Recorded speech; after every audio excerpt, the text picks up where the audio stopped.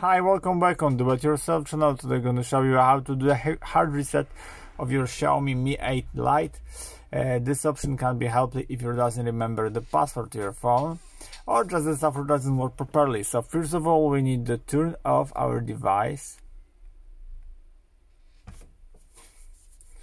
After that, press and hold volume up and power button together. 1 and 2, both keys still holding. Release power button, still holding volume up. After you see the Mi logo, that's it, release volume up. And now wipe data,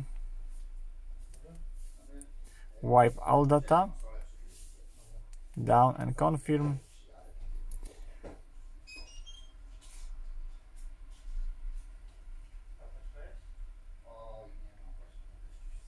Now back to main menu and now reboot to system. That's it. Now phone gonna be start with the new firmware, fresh, without any password on your phone. So I hope the video is helpful for you. If yes, you can leave like, leave comment and leave subscribe, and see you by next video. Hey.